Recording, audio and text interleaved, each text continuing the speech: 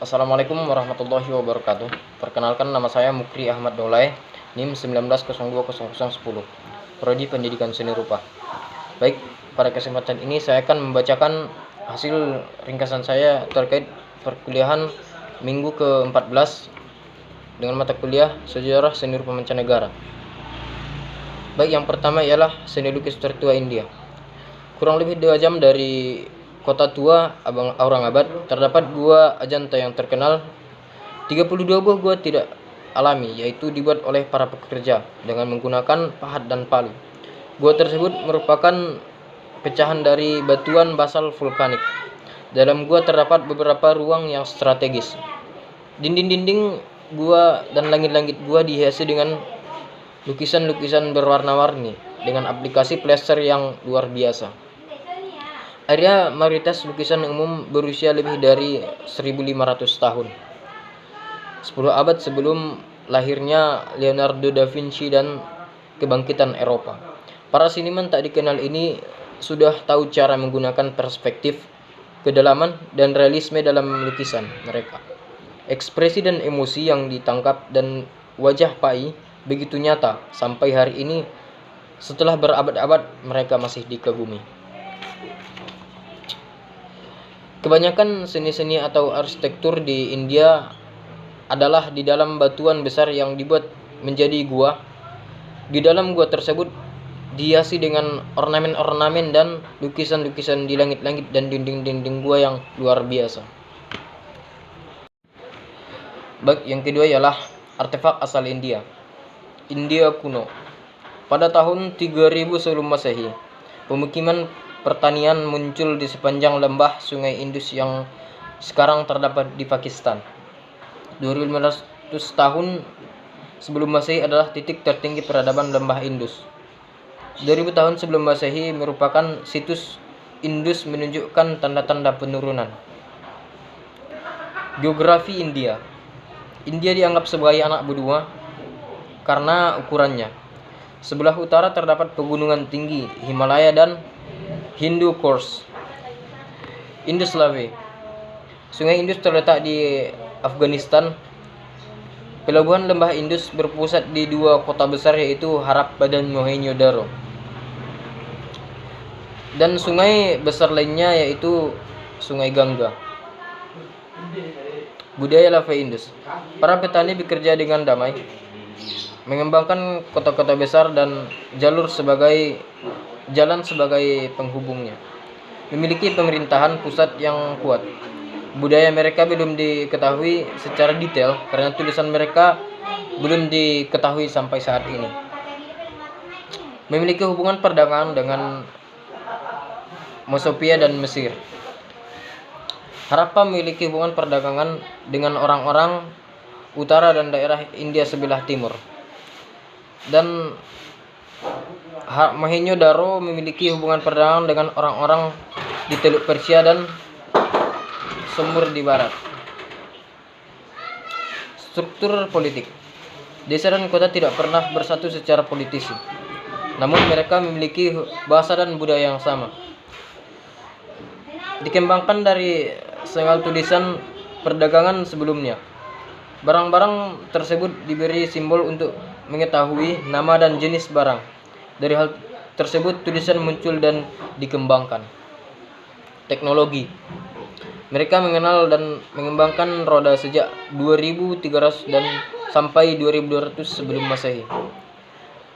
Telah mengenal alat-alat lainnya seperti alat-alat untuk mengangkut barang dagangan dan lain-lain sebagainya. Keyakinan. Bacak digunakan untuk pemurnian tubuh dan jiwa. Peradaban pertama yang dapat mengolah dan membuat pakaian dan dari katun. Baik, yang ketiga ialah catatan terkait pengembangan seni rupa India periode dinasti Maurya. Kekaisaran Maurya muncul sekitar tahun 232 sebelum Masehi, sebuah kerajaan di sebelah India Utara. Penguasa kekaisaran ini menaklukkan sebagian besar India Utara dan Tengah. Raja Asoka adalah penguasa terbesar dari kerajaan tersebut. Kerajaan Maurya masuk agama Buddha setelah menyaksikan pertempuran yang sangat hebat. Raja Asoka sangat toleran terhadap agama. Dia menghormati semua agama. Raja Asoka banyak membangun jalan dan rumah sakit. Dia mengirim guru-guru ke seluruh kekaisaran untuk mendorong pendidikan dan penyebaran agama Buddha. Kekaisaran Maurya mulai melemah setelah matinya Raja Asoka. Kaisar terakhir dibunuh sekitar 185 sebelum Masehi.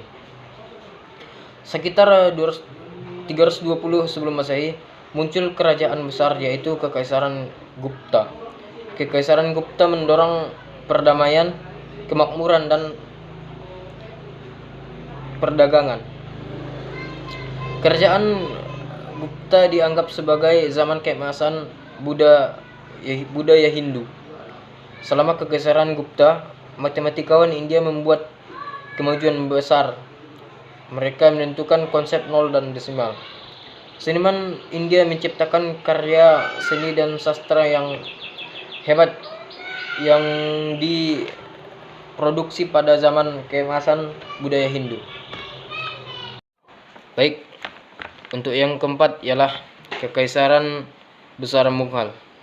Pada tahun 1526 sampai dengan 1530, kemenangan Babur di Pampat pada tahun 1526 membangun kerajaan Mughal dan mengakhiri Kesultanan Delhi. Pada tahun 1530 sampai dengan 1556, Humayun menggantikan ayahnya dan menjadi seorang kaisar. Pada tahun 1556 sampai dengan 1605, Akbar menjadi komandan pemimpin Mughal yang paling canggih.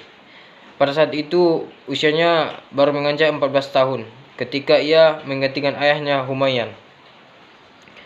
Pada tahun 1605 sampai dengan 1628, Jumahir menggantikan ayahnya Akbar.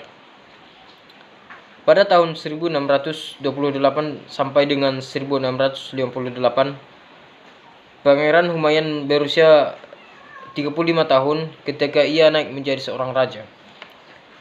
Pada tahun 1659 sampai dengan 1707, di musim panas pada tahun 1659, Aurangzeb mengadakan penobatan di Benteng Merah, di mana ia mengampu gelar Alamgir. Pada tahun 1857, Akbar Shah II, Kekaisaran Mughal berakhir. Seni Mughal. Kerajaan Mughal dan Kekaisaran Besar Mughal akan selalu diingat sebagai pengaruh besar arsitek dan budaya Hindu. Perkembangan seni dan arsitektur yang luar biasa di bawah Kekaisaran Mughal adalah karena adanya beberapa fakta. Salah satu warisan arsitektur Aurangzeb yang masih ada pada saat ini ialah Masjid Mati atau Benteng Delhi di Delhi yang didirikan pada tahun 1659.